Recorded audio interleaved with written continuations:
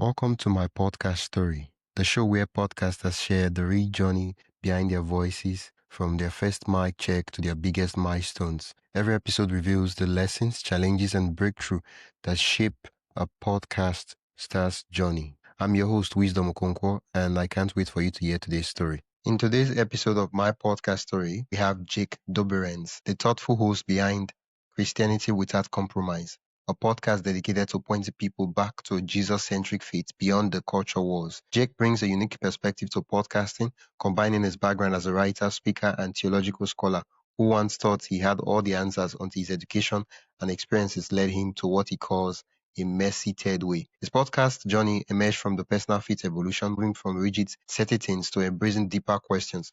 Jake holds degrees in biblical studies and theological studies, and is here to share how he built a platform that challenges both conservative and progressive Christian narratives while creating space for authentic spiritual exploration. His story shows how podcasting can be a powerful medium for navigating complex faith conversations in divisive times. Tell us your name and what you do. Yeah, my name is Jake Doberenz. I'm a professional podcast producer, and I also have my own show, Christianity Without Compromise, that I host and interview guests on. Okay. So that's me in a nutshell. Yeah. Okay. Christianity Without Compromise. That's the name of the podcast. Mhm. What's the podcast about? Even though the title is name is giving me some hints, I'm just going to assume I don't know what's about. What's the podcast about? Yeah, no, I mean, it's a good question. The subtitle is about Christians choosing Jesus over every idol. So that's very religious language that we can unpack, but essentially the idea of the show is encouraging Christians, obviously it's a religious podcast, to kind of focus on Jesus and not the other stuff, the distractions, the hang-ups, the obsessions, the added doctrines and things that just get us away from the message, because Christianity has a lot of different expressions in the world, and some of those are not very healthy or helpful, and we just want to get back to the basics. So it's a little bit of a show, kind of taking Christians by the shoulder, shaking them a little bit so they can go back to some of those core values that sometimes we miss. Yeah.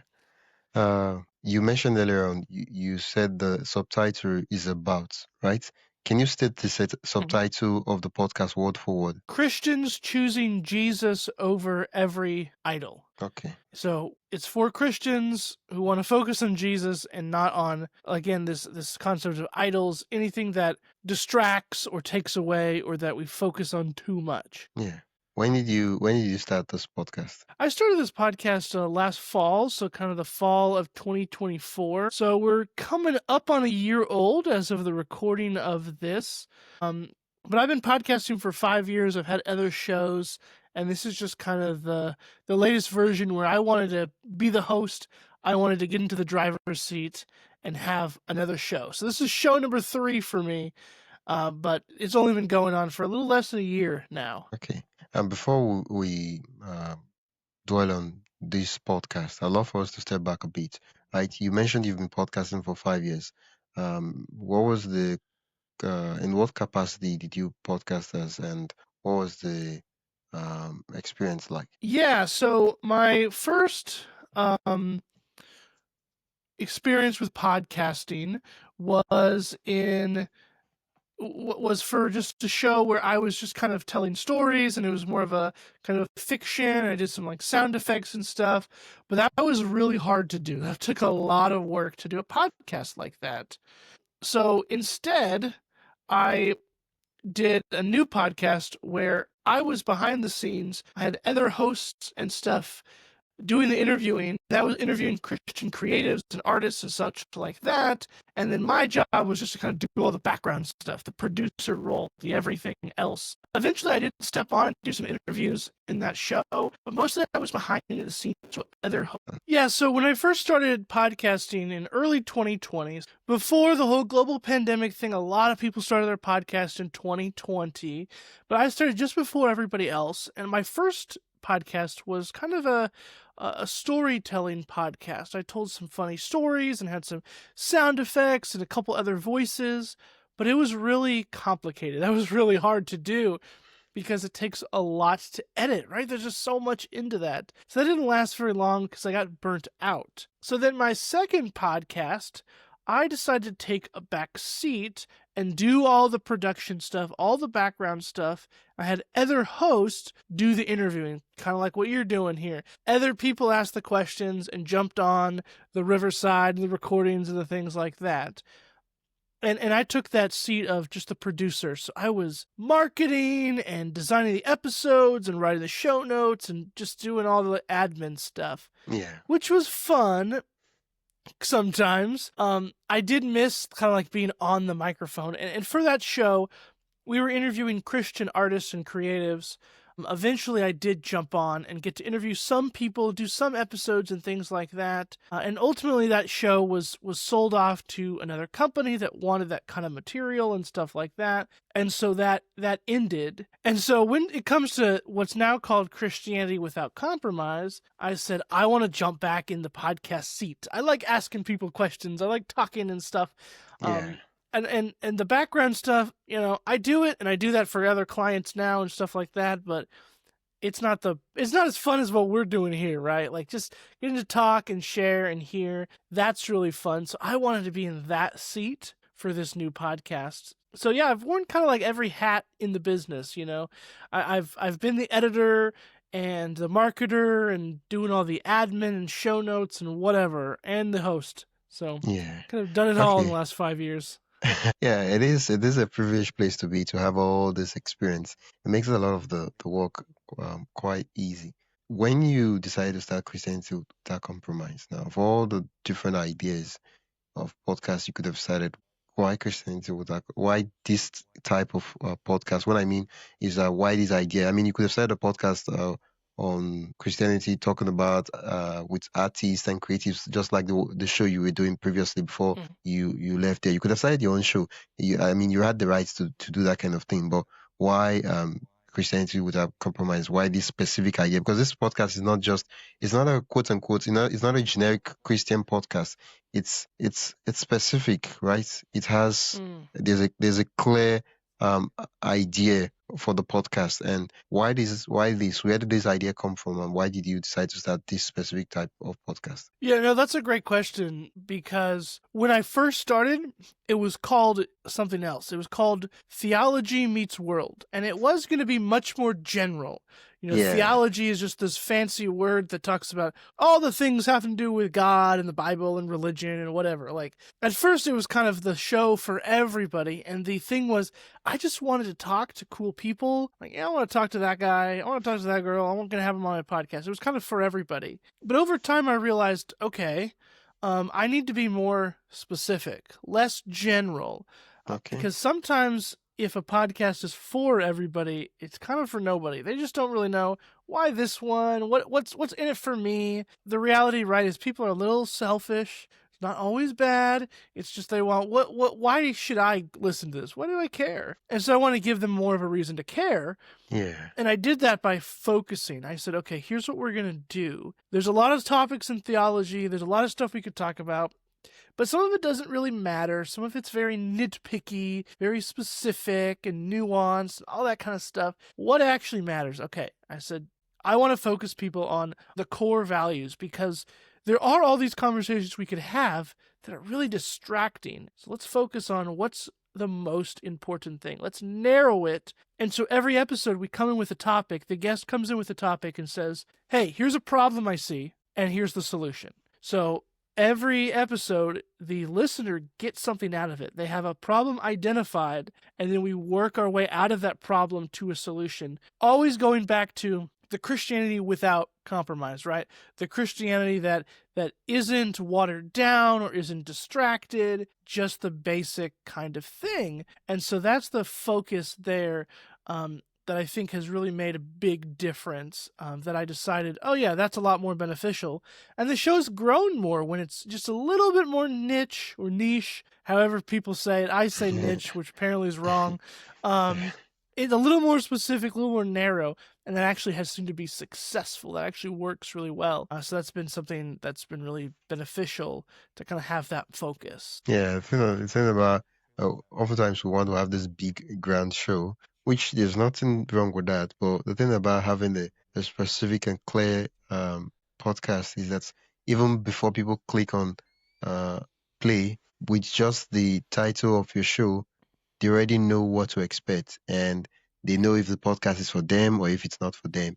And that's sometimes depending on the idea of the podcast, they are already excited by just seeing the title and seeing the description, and they're like, "Wow, I can't wait to listen to this podcast." And so when you're talking about your podcast in events, gatherings, when people hear it, it's exciting. It's not like, well, my podcast is I talk to people and there's other stuff, and like, oh, another one of those podcasts. Exactly. Yeah. Yeah, I'll tell you another thing. There was actually a second name there. So it started out being called Theology Meets World. It's now called Christianity Without Compromise. And for a brief time, it was also called Smashing Idols because I said, that name sounds really cool. We're smashing idols. It's like epic and really interesting. Yeah. But in those conversations, I would tell people, hey, my show's called Smashing Idols. They would be like, what does that mean? I don't know what's going on. And so I changed that because I realized that wasn't serving people. That didn't make sense. So to your point, I wanted a name that, that makes sense. I wanted a format. Oh, I get it. That I understand what it's all about. And so I made those changes so that it was more focused. Yeah, because the question is, it's a cool name, but then would you always be in the Apple Podcast, Spotify, where people who've never heard of you before have heard of your show, and they see it like Smash Eyes, no, that's not a podcast for me. They move on, right? You won't always be there to explain. So yeah, this podcast is for you. It's about this. It's totally the kind of podcast you listen to. Like, nah, Smash Eyes. I don't even know what that is. That's confusing. Exactly. Let's look for something else. Yeah. Okay. You started the podcast. It's a little less than a year now. And how has the experience been for you doing the podcast as a host? Yeah, you like for now you're like fully in control in terms of producing the podcast, running and doing everything. So even though you're the podcast host, you're still the podcast producer, you're still the one handling everything. So how has it been for you making your own podcast? And yeah, how's the ride been? Oh man. Well, it's still a lot to do everything for a podcast. Like, I mean, podcasts can be a lot of work. There are easy ways to do it. The reason a lot of people get into podcasting is because it can be really simple. It can be really easy. We have great platforms and tools, secret here is like we're recording on Riverside right now, and Riverside has a lot of tools that makes it really easy to do podcasts and stuff. But there's still a lot to do, and you got to market the episode. Once you're recorded and edited, you're still not done. There's more to be done. And so, for sure, it has been overwhelming. It has been tough. And I've had to make choices of what's important and what's not important. What do I need to pay somebody else to do, and what can I do myself? And so, on that ride, there's been a lot of those important choices. But it has been a lot, and I've had to kind of make it fit my life. So sometimes I want to do something that, this is what podcasts are supposed to do. This is the right way to do it. But I'm like, but it doesn't fit my show or my thing. So I just can't do that. So I had to make choices along the way, a lot of them. Yeah. One of the things I've come to realize running the podcast is, as much as if I say this thing it sounds obvious, but I need to keep reminding myself that it's my show. It's your show. You get to make the decisions of how you want it to be. Because sometimes you see a guest and you're like, oh, this guest is not going to be a good fit for me. But how do I tell them that they won't be a good fit for me? And I'm like, it's your show. I mean, yeah, you try to be polite and all that, but it's your show. And you could choose how long you want an episode to be, even though the industry standard says it has to be 30 minutes or 1 hour. You could say, no, I want to do 5 minutes episodes. I want to do 4 hours long episodes. Exactly. No, you're totally right. Yeah, you got to do what's right for you and your show and your audience too. Maybe your audience is saying please do 4 hours now. Yeah. I don't want to go 4 hours today, just to let you know. But hey, maybe some audiences want that. Who knows? I was just surprised. I said, well, you said 4 hours. I feel like doing 4 hours. We're going to go 4 hours. Let's make it 6 hours. Oh, wow. Okay. You mentioned that you've made a lot of choices, right? Now that you're the podcast producer and you're the one calling the the shorts basically. What are some of those choices, major choices you've had to make for the podcast? Yeah, so one of the big things that I have decided to do is to not publish the video, which is controversial in some spaces because some podcasts do amazing on YouTube. YouTube is a massive search engine. It's easy to get found. A lot of people listen to podcasts on YouTube. And now Spotify has some ways to do video podcasts and stuff. I decided for me, audio only. It's on Apple, it's on Spotify, it's on Apple Music, whatever. It's just audio. And the reason I decided to do that because it was a little bit less work for me. Honestly, that was the big thing. Editing a video, exporting the video takes a long time, adding it to YouTube. Now you have to have a thumbnail for YouTube and stuff like that. It was a lot of work, and I said at this time, I don't want to do that. Maybe in the future. Also, sometimes my guests wouldn't have great quality video or something, and I was like, that'd be kind of embarrassing to put that out. I don't know. That only happened a few times, but I decided, okay, no video, it's just audio. Yes, there's some people who will not listen because they only want audio, or they only want the video on YouTube or whatever. But I made my choice for my show, my podcast, and I said, audio, that's it. That's all I'm worrying about. It's just easier for me. So that's one of the big choices. So maybe I would have been a bigger show if I did YouTube. Maybe. I don't know. But at this point, I don't want to. One of the things like I have to keep reminding myself is that certain decisions, while we're about making the decisions, right? We feel like, it's a sealed decision. It's not sealed. Like it's no video for now. It doesn't mean never am I ever going to do video. No, that's like no. Because I remember I did audio only for a time being because I looked at it and I was like, wait, I want to share my message with the world. I want to podcast. I want to have conversations with great people. But I had terrible internet. And so because I had terrible internet, the bandwidth for video was way high. I could not have video. And so when I switched to audio only, I was doing maybe KB instead of megabits with as low as 1 MB per second. I was good. I was having great conversations. Everything was flowing well. And so I was like, wait, yeah, I mean, video is nice to do and all that, but I want to have a conversation. I want to get a real message from people. And with audio, I could do that. And I'm like, oh yeah, for now I'm going to do, because a lot of persons, what I notice they do is that in certain times like that, they're like, oh, I can't do video, so I'm not going to do a podcast. Everybody's doing video, I can't do a podcast. And I'm like, do with what you can do with the resources you have, the time you have and everything. And in the future, if you realize you could have someone and, you could have all the resources that it makes it a no-brainer not to do a video, then you might as well just do a video that time. But for now, the goal is to keep sharing the message, and if it means adding video to it will stop you from sharing the message, you might as well cut it out. And yeah, I love that thought process. Hopefully in the future when you start doing video, let me know. Okay, well, this is the first, I just bought a new webcam. That's what you're seeing me on right now. So I upgraded my tech a little bit so that I can maybe look at exploring video here pretty soon. So quick break. Before we continue, I'd love to invite you to join the My Podcast Story newsletter. Each week, I share highlights from our guest stories, behind-the-scenes podcasting tips, and resources to help you grow your own show. You can sign up at mypodcaststory.com/join. That is mypodcaststory.com/join. Now, let's get back to the episode. Yeah. It's going to happen. Yeah. Yeah, we're getting there. Yeah, we're getting there. For video, one of the things I've noticed about video is that it's easier to do solo episodes in video. Like you could just whip up the camera and do your thing and put it out there. And then when you have to include guests, there's so many logistics out there that you have to cater for and all those things. So eventually we'll get there, but for now, let's just start with what we have and over time iterate. Okay, so what other choices you've had to make other than the video audio thing? Yeah, well, when it comes to marketing your show, that's another issue because I want to put it everywhere, right? Like I want to be on X and Facebook and Instagram and LinkedIn or whatever. But I've had to say like, okay, I can't do everywhere. I just cannot do it. I don't have the time.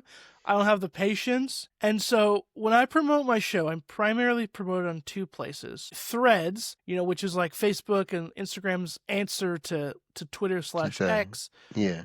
And Threads I've been doing great on, like, because it's a newer platform, I get a lot of reach. And then I also advertise it on Instagram, and sometimes I advertise it on my personal Facebook page if I think my audience would like it. That's all I really do. Just to be clear, you mentioned advertise. Are you running ads for the podcast, or you posting do you mean to say posting on your personal page? I just wanted to be clear about that. Great question. Yeah, not running ads. It just means posting, hey, a new episode. It's about this.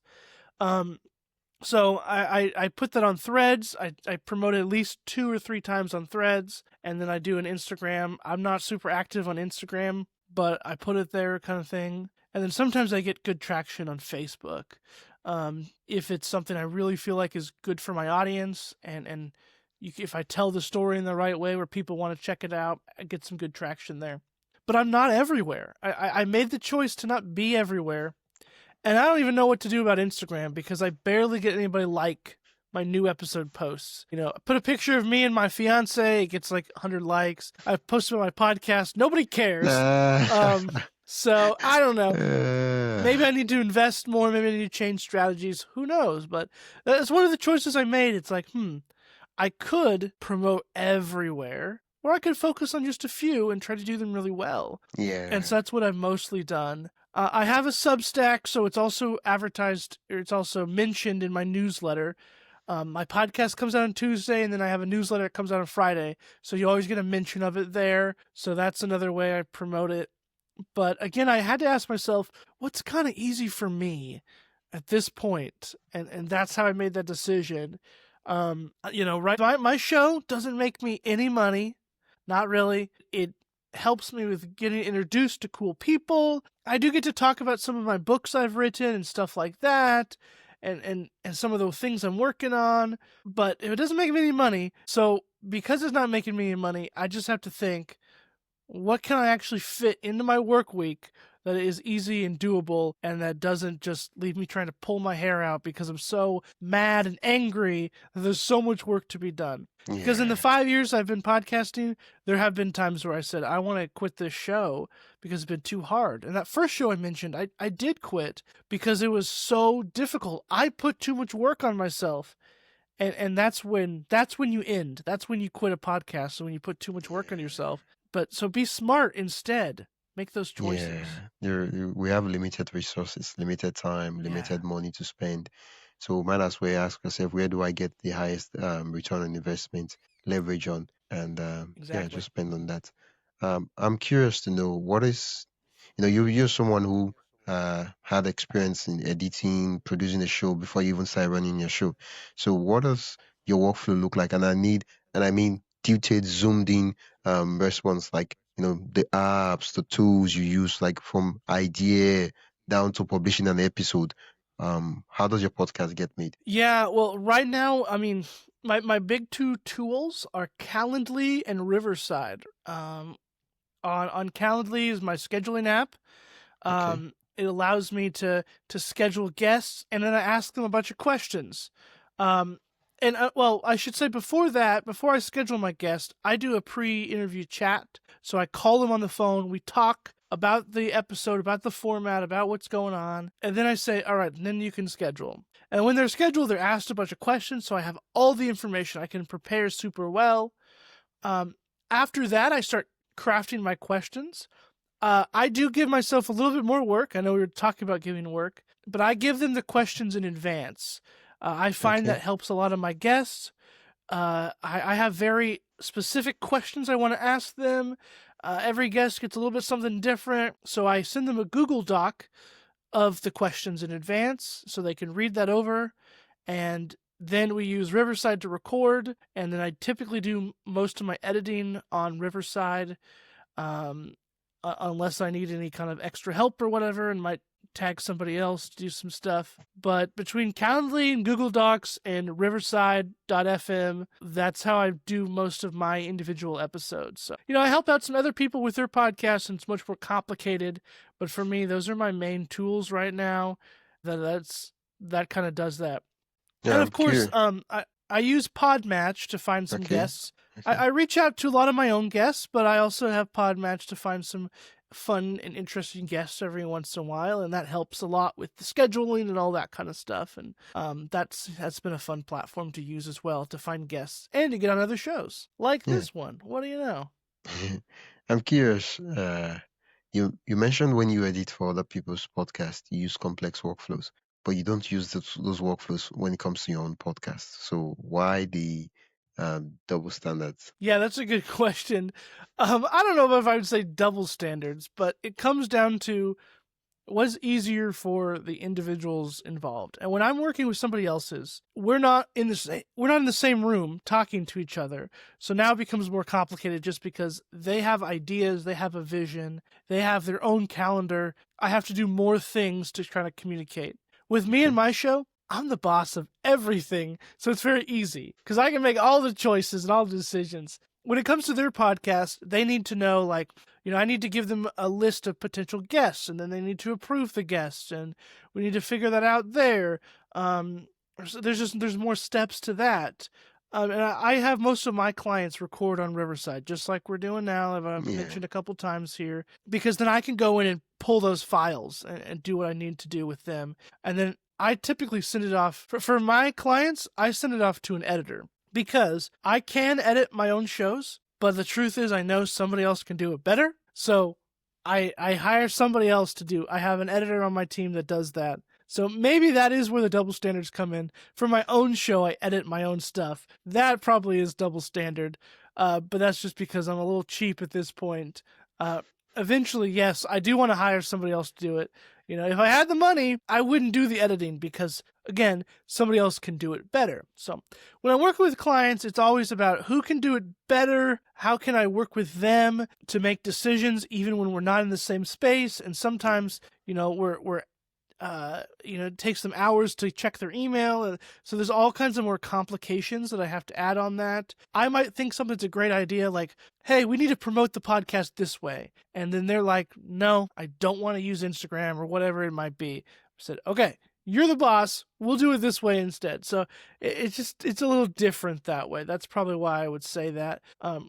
I'm experimenting with some different software and things to make all that easier, to kind of have one-stop shopping. But when it comes to podcasting, I haven't found the one tool that can do it all, Yeah. You still have to cobble together some stuff. But I use Google Docs and Drive a lot to communicate with people, and just because it's easy. And then a whole bunch of emails. So that's how you do it. Yeah. Well,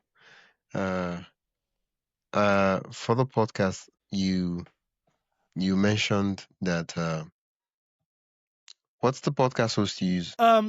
For my show, I host on Substack. They have a podcast host, but it's normally a newsletter platform where you get email newsletters and stuff. But that's what I use. But a lot of I typically tell people to use Buzzsprout and stuff like that, or Transistor is another one. Okay.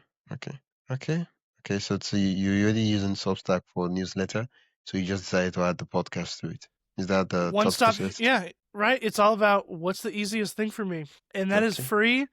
And it doesn't give me all the tools and features I want in the world, so I make sacrifices, but it's easy because every Tuesday morning, a bunch of people get an email automatically that my podcast is out. And then on Tuesday, they get another email that has more stuff about what I'm doing, and it mentions the podcast and stuff like that. So it's an easy way to market it, essentially. It gets them right in their email inbox. Okay. Yeah, that's a good choice.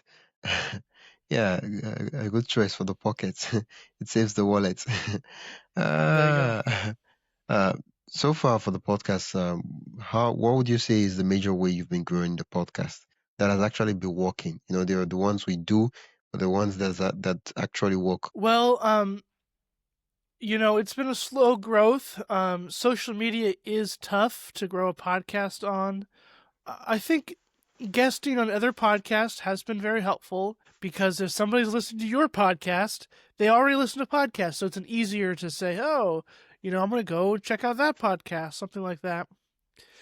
For me, though, I think what actually seems to have been growing it is on my personal Facebook page. When I have an episode come out, especially if I'm like Facebook friends with a guest. Okay. It's not a business page, it's a personal page. So it's more likely to get seen on people's profiles. I tag the guest, and I'm very, very clear on here's their interesting story, and here's what we're learning about today. So it's very particular. I had some guests recently that grew up in like cults and had very strict, kind of, for many people, crazy upbringings because they had all these rules and they did some weird stuff. I can highlight that. That's their story. That's something really interesting. Or I've had some stories of like, this person was in the military, but now they don't believe in violence or anything like that. Well, that's interesting. What happened there? We want to know. What happened there? What's the story? So framing things in that way, and also doing solo episodes has really helped. I used to only interview people, but now once a month I do a solo episode.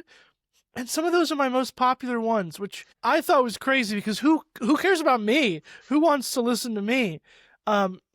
But I use my own story, and I make an argument in like a 20-minute kind of podcast, and those have been kind of popular, surprisingly.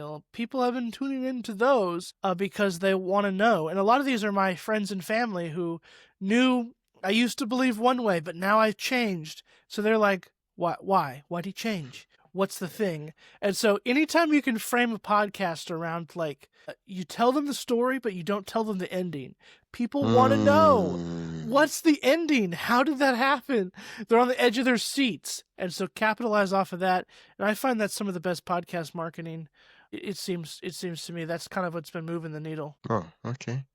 Thanks for sharing that. These are some of the things I'll add to my collection of tools for growing my podcast. Exactly. Yep. Yeah. What else? Are you working on any projects or for the podcast? Whether marketing, growth, or production? Well, I'm hoping to explore more video and YouTube in the future. I mean, we already talked about that a little bit, but that's what's next. I know that a lot of people listen to podcasts on YouTube. I already said that. Like, that is a true fact. A lot of people do that. Yeah. But from the research I've done, still a lot of people aren't necessarily watching it, so maybe the visual quality isn't as important. They'll play it on YouTube and they'll just listen. Or something like that. But I also know when you go onto YouTube, when I search for a video, sometimes if it says this video is 30 minutes long, I say, I don't want to listen to that. Like, I need something quick and fast. Okay. So what I'm hoping to do is do a bunch of kind of, not necessarily clips from episodes, but just mini messages from me, basically. A 5-minute video, and say, oh, and we talk about this more in this episode. So you still get the shorter videos that people might be searching for on YouTube, but I always mention my podcast. Oh, this episode we talk about it more. And then they can go to YouTube, or they can go to Spotify, they can go to Apple, wherever they want to go if they want to listen to more. I'm going to experiment with that a little bit.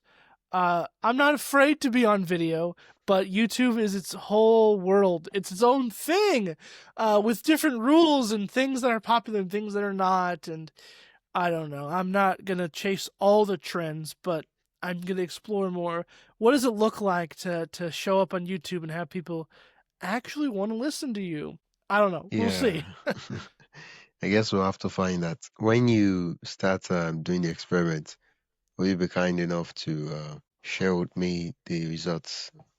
We could do another episode where we document and say, okay, yeah, I did move to YouTube and this was what the results look like. While you were talking about moving, adding YouTube to the workflow, the question that just popped up in my head was, what would it take for you to start doing video, right? In terms of, gear, in terms of time, in terms of money and all the logistics and everything. That's okay. Yeah, if I had this thing, then I wouldn't have an issue, or there'll be no friction in terms of doing video. I think one of the first things I have to do is be a little bit more picky about my guests. I mean, you interview a lot of people, and maybe you've discovered, like me, that sometimes guests will come with no microphone, no headphones, Maybe there's a window behind them, blazing light, and so they just look like a shadow. There's a lot of different guests. They might have the most amazing story. They might be the coolest people in the world, but they don't have the tech part. Yeah. And the tech just sounds and looks bad. So I think one of the things I'd have to say is, no, I have requirements. If you're going to come on my show, you need to have some decent sound. You need to have some decent audio. Some decent video kind of thing. And it wouldn't be too hard to say, hey, here's some suggestions. Find a quiet space. Have a microphone that's pretty near your mouth. Some people have microphones really far away, or like a microphone on their headset or something like that. I mean, that's better than nothing, of course, but just give them some tips and things like that. I think that would be better, because I've run into a lot of stuff. I'm like, I don't want to show that video. That's kind of embarrassing because they don't look very good, or maybe I don't look very good, or something like that. Yeah. That has been a barrier. So having to say to guests, listen, like, I love your story, I love your stuff, but there's some things you got to do for me if you want to come on the show. And that might be some people saying, I'm sorry, I can't do that. I don't have that tech. I don't want to spend that money. I'm going to have to be okay with saying, all right, well, you're not for us, or something like that. Or maybe we record an episode and it doesn't go onto YouTube. I don't know how that works. Yeah. I'd have to think about that more. What I, if you want to do that, what I'm thinking could be done is you do 10 to 15 minutes per interview. And in those 10 to 15 minutes per interview, you look at their setting, you look at what it looks like. If anything has to be added or adjusted, you let them know. Oh, yeah. You just do 10 to 15 minutes just for them to say, if the setup is nice, yeah, it's nice. You do the checkups and all that. If it is not nice, you're like, okay, this place you seated right now, it's backing the sunlight, and so the lights, everything is just terrible. Is there a way you can sit and face the sunlight, the window? That way, the light is hitting your face and not coming from behind you, and all those things. And then you say, okay, make sure everything's fine. And if there's nothing you could do, and everything is just terrible, and there's really nothing you could do, you say, oh well. So the pre-interview, that's the whole idea of the pre-interview. It's meant for you to like screen them to say, oh, are you a good fit? Plus the message and all that. Yeah, that would be part of the workflow, but it's a necessary step. I do like that. Right now my pre-interview is only a phone call, so I hear their voice. I can tell how they tell stories, but I haven't laid eyes on them until the day of the interview. And so that is probably something that needs to change. I can really easily set up a Riverside link and say, let's look at each other face to face, and you show up just like it would be a real interview, even if it'll just be 15 minutes. Yeah, I think that is something we have to change. All their setup, yeah. Okay. So other than from the conversation, from what you've been saying so far, it seems obvious that the major roadblock is the gear and the setup of the guest. Yeah, I mean, like I already mentioned, like Riverside has some nice editing features. It wouldn't add too much craziness to do some kind of video editing. It would still add a little bit of time, but I can overcome that. It would just be, I would need to have some nice video. The video to me would have to be nice. There's a lot of videos on YouTube that don't look great, and some of those people watch, but some of them they ignore completely. I would just want it to look a little bit professional, especially if my face is literally showing up in it. I want it to look good a little bit. It doesn't have to be perfect. It doesn't need to be the highest 4K camera you've ever seen in your life, whatever. I just want it to look halfway decent, I think, and have some guests that are, well, let me add this too. When it comes to audio, it's easier to edit out the mistakes and stuff like that, or to correct the audio, or to correct the voice, or if somebody is just really stumbling, you can edit it where they sound really good. Yeah. You could do that on video, but now you see all the chops, so you can see a little bit more. Oh, that wasn't as great. So that would be another thing to consider, is also, how do they talk and how do they tell stories? Like, it's totally okay to edit a video. Like, I totally think that's fine. A lot of us are used to very quick cuts in our videos anyway, but it would still be another thing. It's easier to hide mistakes in audio than it is in video. That's just the reality. Oh, okay. I get that part. Yeah, and the thing for me, making out cut, I feel like once you adjust the cut and you just put in a transition, it makes everything okay and good. For most of the times, I'd have to experiment. Even though as long as the video looks good, most of the time people are just watching the video to listen to the episode. I don't know, how do I say it? They're watching Sure. the video to listen to it. No, I agree. I said that earlier. I Yeah. totally agree. I think that's very common. And so I'm probably just too scared to do this, and I probably should just make the jump.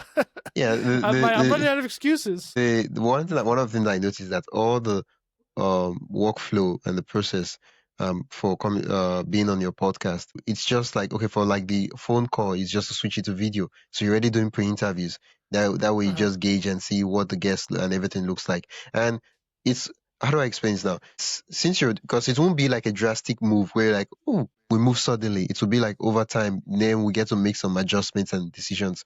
Because what will happen is that since you're doing gradual moving from just audio only to video and audio, what will happen is that if you do a pre-interview and you notice that the guest is a great guest for your podcast, but they don't have a great setup, well, what will happen is that you will just interview them for audio only, but there will be no video. Sure. Does that Good make point. sense? Yeah. Yeah. So it's I like still that. the I didn't even same think about that. workflow, and yeah, so it doesn't always have to be it's, if it's not video, I'm not doing it. No.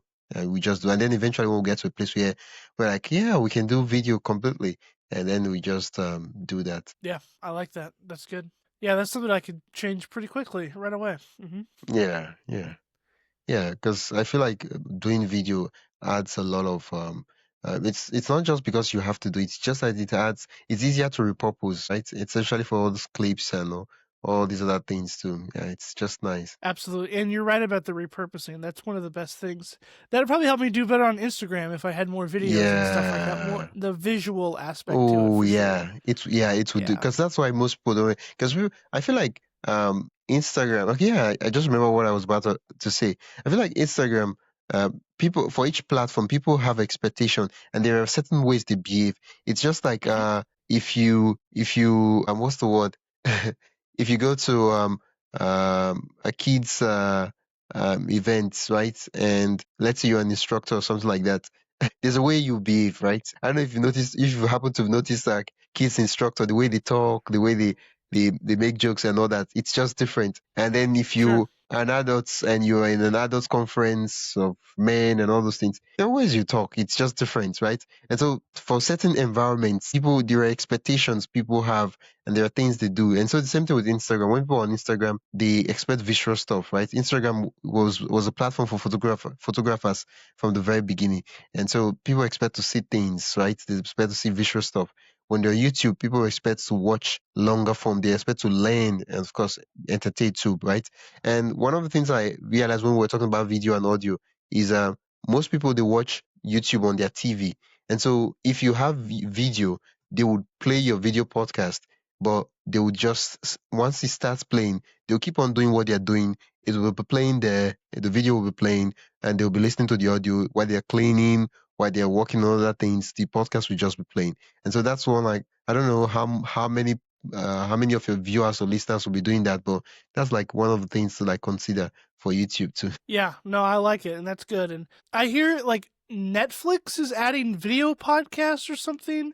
Like Okay. that's a whole weird thing. I don't know how that works, but it's becoming a thing where video podcasts are everywhere, and it's like I said, it just was too much work for my workflow, but it might be something I can add in now that I've smoothed out a lot of aspects of it. I'll have to be a little bit more careful with my guests, but it's probably something that I can consider going forward. Who knows? Maybe I'll get famous on YouTube. Probably not, but who Yeah. knows? Yeah. Okay. So far we've talked about YouTube, we've talked about the workflow, and we've looked at the very beginning of the podcast. Um, the question I always ask every one of my guests is, does the podcast make money? Yeah, no, not directly right now. It doesn't make money. Um, except, a part of it is about building up my personal brand or whatever you want to call it. I am an author. I have some books. I have some fiction. I have some nonfiction. People can subscribe on Substack and pay me a little something something. So there are some ways like that, but I don't see the podcast as the product, as more of the entry point for me, for people to learn about me, and then they can go buy my other stuff in other places and things. I also want to talk to interesting people that maybe can help me out down the road. Sounds a little selfish, but some of these guests are going to be endorsers for my books. They're going to be able to pick up my book and say, hey guys, Jake Doberenz wrote this. You should read it. So that's going to be really beneficial. One of my guests even said, "Hey, like I can help you get this PhD over in the UK. I got this, like there's just different things. As somebody who wants to explore education and stuff, that was attractive to me, and things like that. So a lot of the benefit comes from those relationships. But at this point, I'm not really making money. It is a religious show, so it's a little bit, I don't know, awkward. It's not against the rules, but I have to be very smart about how I'm making money from it. But a lot of it is like, hey, I already have books and things like that. Go buy that to support me, kind of thing, or go pay to access more of my writing on Substack and things like that. So my writing is where I kind of make the money from that. Yeah, okay. It makes sense. Yeah, thanks for sharing that. So on a final note, what advice do you have for um, listeners, the podcasters, people who thinking about starting a podcast, who've started a podcast? And yeah, Yeah, I think my best advice, something we've talked about a little bit already, but I'll just say it again, like pick your subject. Pick your narrow subject and that's your thing now. You can be the best cooking podcast or in Nigeria or whatever if you wanted to. Like that's maybe that's too narrow for some people, but it's also the narrower categories are easier to master, to be the best in. And you can yeah, go even more specific. You could have the best vegan cooking podcast in whatever. And I don't know why I'm just talking about cooking. Obviously, there's tons of other stuff, but be a little bit narrow, and I think that's okay. I wear many hats. As in I love doing different subjects and I love learning different things and doing different stuff. I've been in a lot of businesses. I'm all over the place. So a part of me wants to say, I want to do everything. But the best way to respect your listener is to say, this isn't everything. This is going to help you in this particular subject. So instead of like, if you're in school or whatever, instead of taking your mathematics, this is algebra 2 or whatever it is, we're saying this is a little bit more specific. We're not going to learn everything about math in the whole world. Nope, we're just going to learn about algebra 2 and these are our standards. This is what we're doing, whatever. Same thing comes back to podcasting. Be a little narrow, be a little specific. I think that's going to serve you. It's going to help you make those choices.